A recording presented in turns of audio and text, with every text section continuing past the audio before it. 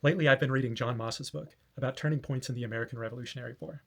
And an interesting topic that struck me was the role that Nantucket Whalermen had in the Continental Navy during the Revolution. And so for this assignment, I decided I would like to formulate a presentation that I could give to the Nantucket chapter of the Daughters of the American Revolution. Now, the first step in creating a presentation like this is recognizing who your audience is. The Nantucket chapter of the DAR is going to be mostly older women. And the DAR values patriotism, heritage, and American history. So my presentation needs to emphasize the contributions of Nantucket whalermen in the Revolution while also acknowledging the economic realities that they faced. Since this group likely takes pride in their local history, I need to highlight Nantucket's maritime prowess and its impact to the war effort as its men staffed the privateers and the first ocean-going vessels of our nation's Navy. Next, to keep the audience engaged with my presentation, I need to craft a compelling narrative. I would start with a gripping anecdote, perhaps open with a dramatic story about a single Nantucket whaleman who transitioned from hunting whales to manning a Continental Navy ship. This personalizes the history and draws the audience in. I would need to use vivid descriptions, describe the dangers of whaling, the skills required, and how these same abilities of the whalerman would translate to being a great naval officer or man of the ship.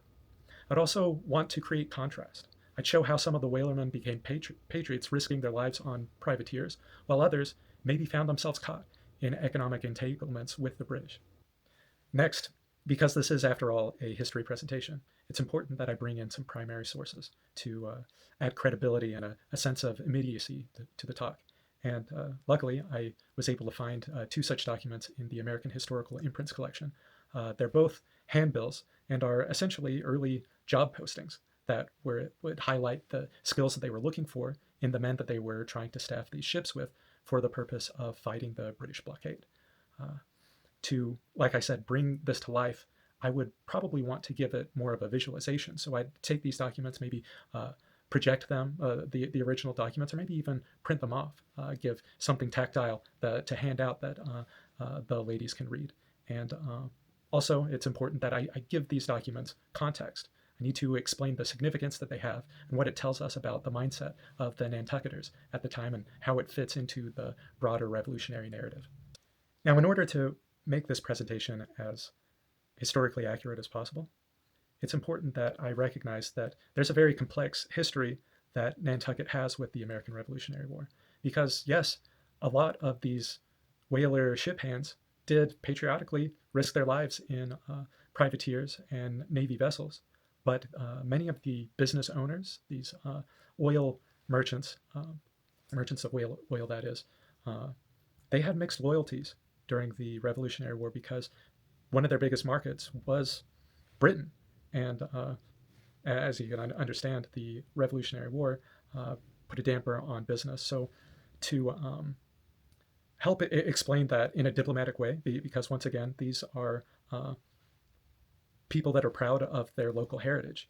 So I'd want to frame it as economic survival and acknowledge that Nantucket was deeply dependent on whaling and had no real agricultural base, which made it so reliant on British markets as a necessity and not necessarily a betrayal of the colonies, the new nation that they wanted to build. And ultimately, it was pragmatic. Instead of presenting Nantucket merchants as disloyal, I can describe them as businessmen that were navigating an incredibly difficult and dangerous time. And I need to acknowledge the dual loyalties. And while some Nantucketers were ardent patriots, others were caught in between a rock and a hard place, economic survival and their patriotic ideals. To really drive these points home, I need to engage the audience. I'd encourage discussion and ask questions like, what would you have done in their position?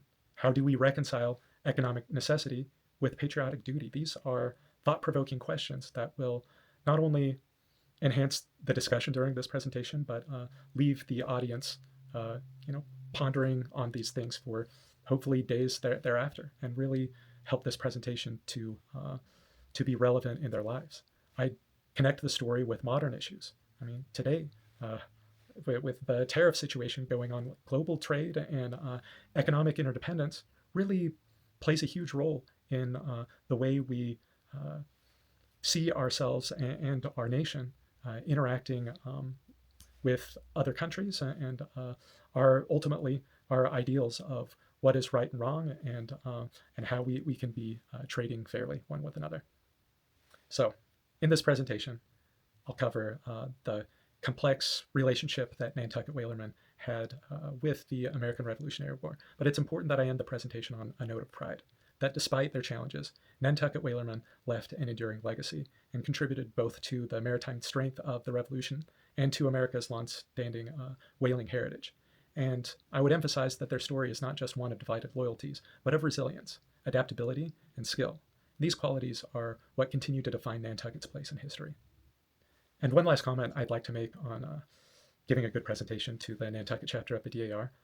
I think it would be really helpful to use some artifacts and visuals to help bring this presentation alive. If possible, I'd find some replicas of whaling tools, some naval enlistment records, or period maps of Nantucket shipping routes. And luckily, there are multiple museums on the island of Nantucket where I could find those sorts of items. And in fact, I would probably opt to use one of those museums as the venue for this discussion and presentation, if at all possible. So with that, I'd like to thank you for taking the time to watch my video, and I invite you to leave your feedback on it. Thanks.